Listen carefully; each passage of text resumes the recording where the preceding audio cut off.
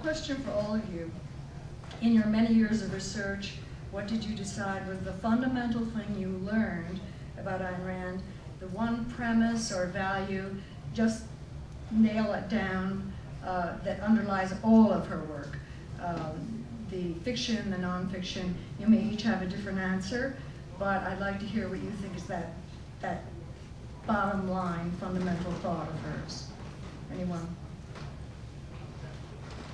I'd say the idea that any of the freedom that you give away, her love of liberty and the freedom of the individual, and that we trade our freedom away for other things, but without realizing it. But that we have a right to this freedom. It's a natural right, and there are consequences to compromising that. Anybody else want to take a stab? Well, I would tend to go with what she says herself. I usually do, and she said that the most that she wasn't fundamentally a capitalist, but an egoist, and more than that, an advocate of reason, and that reason is the fundamental, and choosing to think, and everything that follows from that. And I think that that was something that she learned or realized so early in her life that she didn't even articulate it. And so she started writing about other things, writing about individualism, arguing about other subjects, but how are you going to argue without reason? She would have said, she'd ask herself that question. So I think that was the fundamental. Mimi, did you want to comment?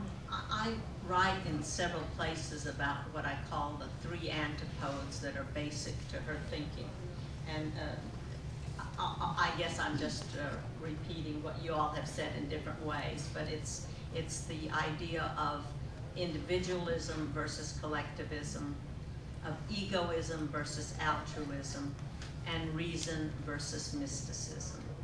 And collectivism, altruism, and mysticism are the isms that undermine human potential and set the world on the path that has dire consequences. And reason, egoism, and individualism are the roots to agency and to productivity.